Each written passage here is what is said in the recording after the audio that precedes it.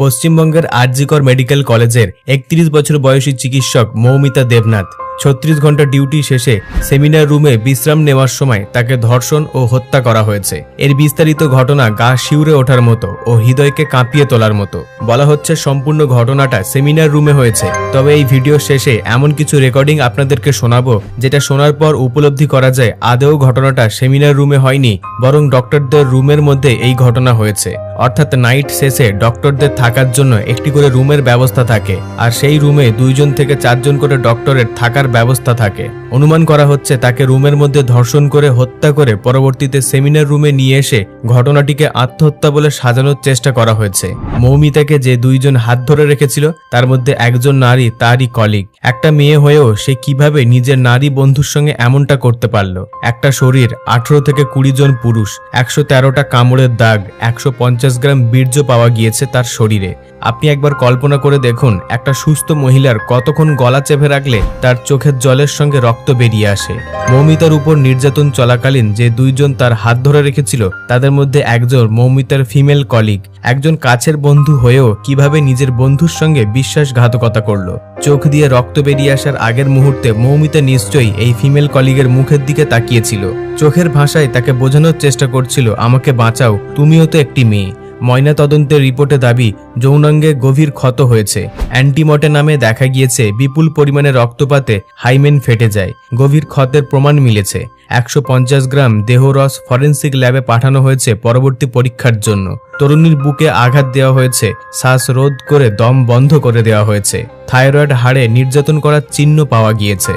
আঙুলের নখ DNA sample test forensic ল্যাবে পাঠানো হয়েছে।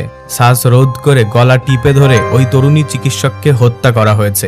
ময়নাতদন্ত রিপোর্ট হাতে পেয়ে কলকাতা পুলিশ দাবি খুন ধর্ষণের আগে প্রচণ্ড পরিমাণে মারধর করা হয়েছে এবং অধিক বল প্রয়োগ করা হয়েছে নির্যাতিতা মৌমিতা দেবনাথের উপর। কোন আঘাত কিভাবে হয়েছে তারই ইঙ্গিত রয়েছে রিপোর্টে। এমনকি নিজেকে বাঁচাতে প্রাণপণ চেষ্টা চালিয়েছিল নির্যাতিতা। অনেকটা সময় ধস্তাধস্তি হয়েছিল।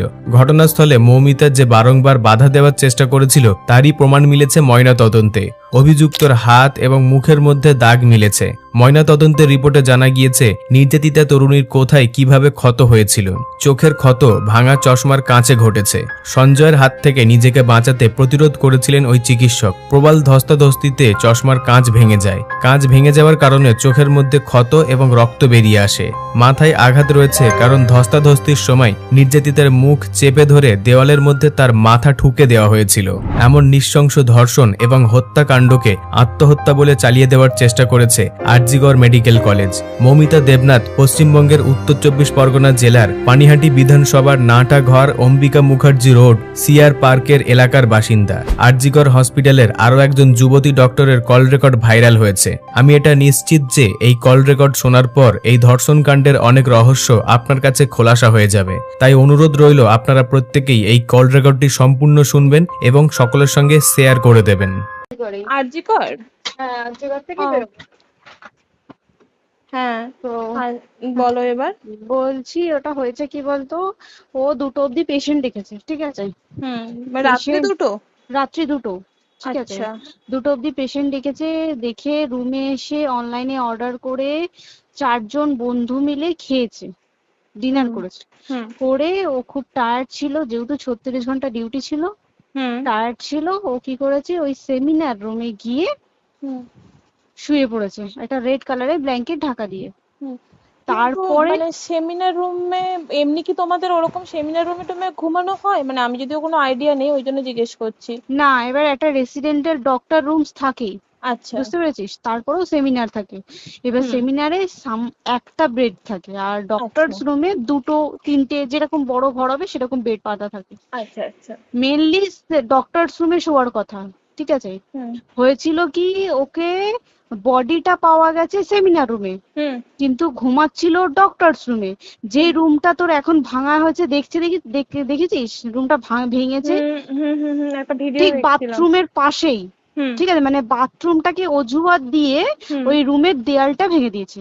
অ্যাকচুয়াল কাণ্ডটা ঘটেছে তোর ইয়েতে, ওই রুমটার ভেতরে, ডক্টরস রুমে।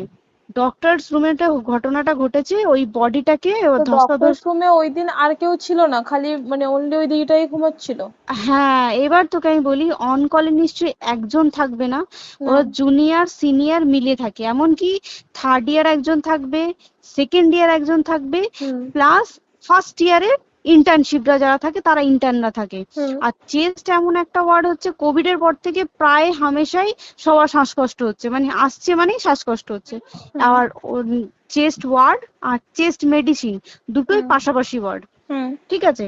তো কেউ কি শুনতে পায়নি? কেউ শুনতে পায়নি। ওটাই তো আমি ওই দিনকে ওটাই ভাবছিলাম। এবার দেখ, ধস্তাধস্তি করাতে একটা নিশ্চয়ই চিৎকার হয়, একটা ভায়োলেন্ট হয়, বুঝতে পেরেছিস? তারপরে আবার কি, যে 4 জন ওর সাথে খেয়েছে তারা কোথায়, তারা কেন মিডিয়ার সামনে আসছে না? তাই তো, তারা কেন আসছে না? তোমার ওই দিন ডিউটি ছিল না রাতে? ওই দিনকে আমি নাইটে ডিউটি করছিলাম। আচ্ছা। আমি নাইটে ডিউটি করে এসেছি, আমার লাস্ট নাইট ছিল তো। আমার তো 3 দিন নাইট থাকে, 3 দিন নাইট থাকার পর লাস্ট নাইট ছিল, লাস্ট নাইটের পর বুধবার আমার লাস্ট নাইট। বুধবার রাতে ঘটনাটা ঘটেছে, আমি বাড়িতে এসেছি, রীতিমতো বাড়িতে এসে শুয়ে পড়েছি। 3টের সময় আমার কাছে ফোন এসছে যে সবাইকে ডেকে পাঠিয়েছে, ইমিডিয়েট আয়। তখন গিয়ে দেখি আরজি করে এই অবস্থা, পুরো গোটা হাসপাতালকে ডেকে পাঠিয়েছিল।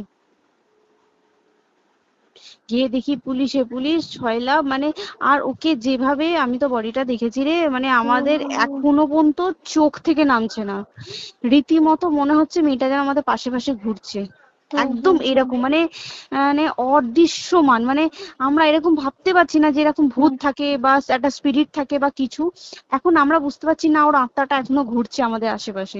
দেখ, ওর আমার তলাটায় না, কিন্তু ওর থেকে ও থাকে 4 তলায়, 4 তলায় ঘটনাটা ঘটেছে, ঠিক 2টো ফ্লোর নিচেই আমি থাকি, আমার রুমটা, ঠিক আছে? কিন্তু তাও আতঙ্কে আমরা মানে একদম স্তব্ধ হয়ে গেছে আরজি ঘরটা। কিন্তু ব্যাপারটা হচ্ছে, তাহলে ডক্টরস রুম থেকে ওকে সেমিনার রুমে নিয়ে যাওয়া হয়েছে? হ্যাঁ, অবশ্যই নিয়ে যাওয়া হয়েছে।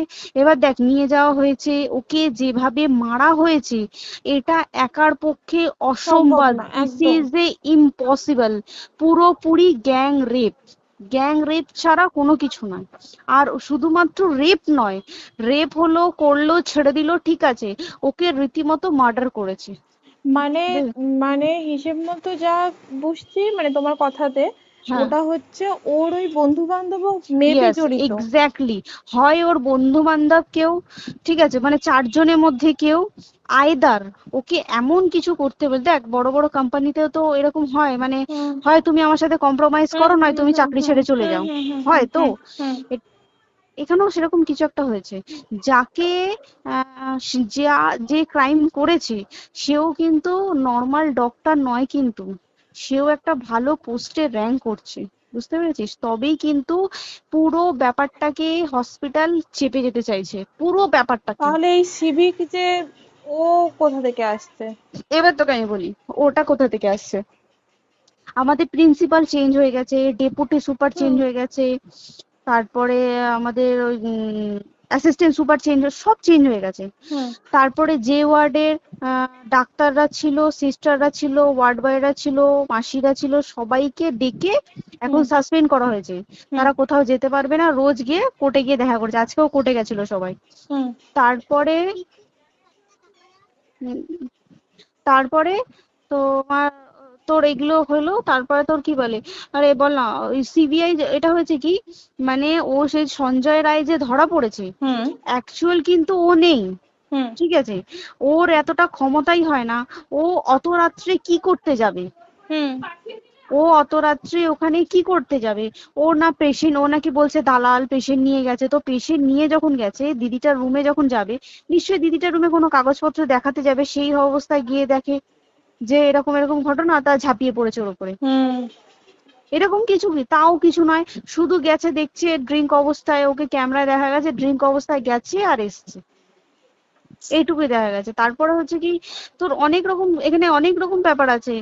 যে দিনকে ঘটনাটা ঘটে তার ঠিক 2 দিন পরে ওই সেমিনার বাথরুমের অজুহাত দিয়ে ডক্টর যে রুমের দেওয়ালটা আছে ওই দেওয়ালটা ভেঙে দিয়েছে। কেন? প্রথমে ওকে বললো সুসাইড করেছে, আমাদের যখন ফার্স্ট খবর আছে তখন সুসাইড করেছে। তারপরে যখন হসপিটালে যাই তখন গিয়ে শুনছি নাকি না, সুসাইড করেনি, এটা রেপ করেছে, রেপ করে মার্ডার করা হয়েছে। বুঝতে পারলি, এখানে বিশাল বড় একটা গেম চলছে। আর যে ওর উপর কি রাগ ছিল মানে? হ্যাঁ হ্যাঁ হ্যাঁ হ্যাঁ হ্যাঁ হ্যাঁ একদম আমি তোকে কি বললাম, শোন, তুই যদি কারোর সাথে কম্প্রোমাইজ করিস তাহলে তোর পোস্ট বাড়বে, তুই কারোর সাথে কম্প্রোমাইজ করবি না তোকে মার্ডার করে দেবে। মানে ওরকম টাইপের কিছু বলছো তো? এরকমই টাইপের কিছু একটা ছিল। আইদার খুব রাফ, মানে খুব রাগ, খুব মানে খুব ওর উপরে খুব ফ্রাস্ট্রেশন ছিল, যারই ছিল খুব ফ্রাস্ট্রেশন ছিল। শুধু ওকে মারিনি রে, রীতিমতো মার্ডার করেছে। ওর যে ক্ল্যাচারটা ছিল, ওর আমি শুনেছি এটা, ওর ইউরিনের রাস্তায় ক্ল্যাচারটা ঢুকিয়ে দিয়েছে, তুই জানিস? মানে কি বলবো, মানে ওকে দেখা যাচ্ছে না, আমরা তো দেখেছি নিজের চোখে, ওকে দেখা যাচ্ছে না। মানে একটা মৃত্যু কতটা, মানে এইটা মানে প্রচন্ড কষ্ট পেয়ে একটা মেয়ে মারা গেল। আর ওর যে গলাটা চেপে ধরেছে, ওর ওই চেপে ধরাতে মানে এতটাই জোরে চেপে ধরেছে যে চোখ ফেটে রক্ত বেরিয়েছে। বুঝতে পেরেছিস? মানে কি বলতো, যদি ধরা পড়ে না, উচিত মানে যারা এটার সঙ্গে দায়ী না। আর এই যে সিবিআইটা হয়েছে, সিবিআইটা একমাত্র আমাদের জোরেতেই সিবিআইটা এসছে। মানে আমরা ওই সঞ্জয় রায় একার পক্ষে সম্ভব না এইসব। তারপরে পোস্টমর্টম রিপোর্টে তুই জানিস ওই আমাদের ভাজাইনা থেকে 150 গ্রাম স্পার্ম বেরিয়েছে। পোস্টমর্টম রিপোর্ট 150 গ্রাম স্পার্ম, মানে বুঝতে পারছিস? নট এ ক্যালকুলেটেড, মিনিমাম কম করে 6 থেকে 7 জন করেছে ওকে রেপ।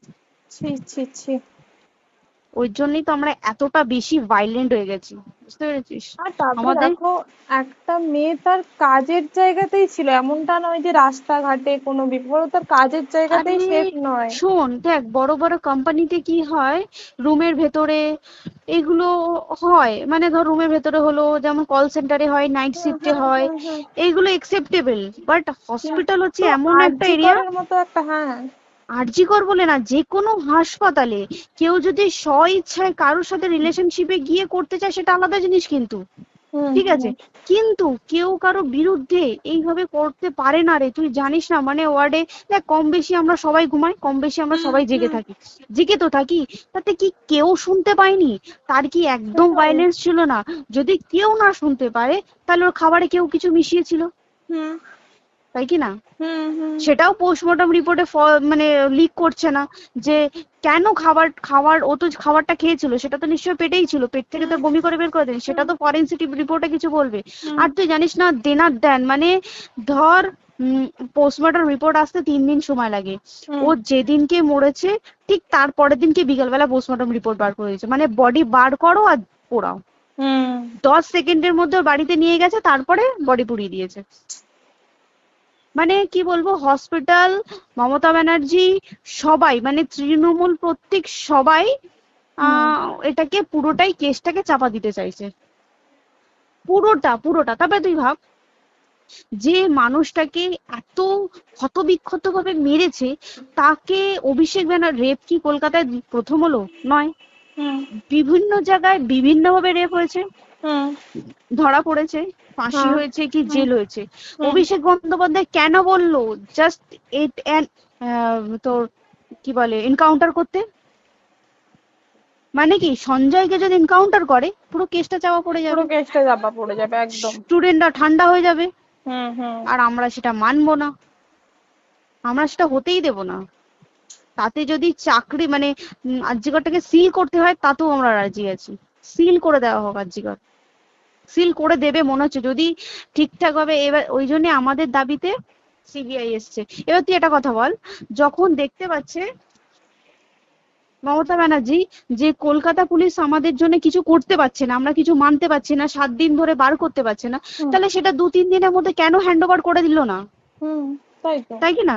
তারপরে দেখ, পিডব্লিউডি একটা লো পোস্টের মানুষ, মানে যারা ভাঙচুর করে, মানে সিমেন্টের যারা কাজ করে তাদেরকে পিডব্লিউডি বলে। এবার পিডব্লিউডির নিশ্চয়ই হায়ার অথরিটি থেকে অর্ডার এসছে তবেই ওরা গিয়ে ভেঙেছে। ওরা নিশ্চয়ই পাগল নয় দুম করে গিয়ে কোনো গভর্নমেন্ট প্রপার্টি ভেঙে দেবে। অর্ডারটা কে পাস করলো যে এখনই চেস্ট ওয়ার্ডটাকে ভাঙতে হলো? সিবিআই আসা পর্যন্ত অপেক্ষা করতে পারতো। কারণ আজকে অত বড় বিক্ষোভ হবার কারণ কি হচ্ছে? একটাই কারণ, যে মেয়েটি মারা গেছে ঠিক আছে, কিন্তু তাকে এত বেশি মলেস্ট করে, এত বেশি রেপড করে বা বেশি ওকে মেরেছে, তার কি কোনো প্রতিবাদ নেই? তুই কোথায় সেফ পাবি তুই আমাকে বল? তুই ধর চাকরি ছেড়ে আজকাল সরকারি চাকরি ছেড়ে তুই প্রাইভেটে যাই, প্রাইভেটও তো তাই একই কোথাও না, অবস্থা, একদম একদম। প্রাইভেটেও একই অবস্থা। তুই কোনো চায়ের দোকান খুলে বসবি, অনার্সশিপে তুই বসলেও তাও এসে তো হাজার ছেলেরা থাকে, হাজার ছেলেরা টিজ করে, তুই কোথায় কি করবি? তাহলে আমাদের সেফটি কোথায়? আমাদের মুখ্যমন্ত্রী মমতা ব্যানার্জি সে একটা লেডি হয়ে তাহলে আমাদের কি সেফটি দিয়েছে? আমাদের কি লক্ষ্মী ভান্ডার দিলে this is a problem solve? পুরো মাসের আমাদের কি সব খরচা চলে যায় লক্ষ্মী ভান্ডারে? জানি না, আই ডোন্ট নো, মানে আমরা প্রচুর ক্ষেপে আছি, প্রচুর, মানে এর বিচার না চাওয়া পর্যন্ত তুই ভেবে চল কি এটা সলভ হবে না।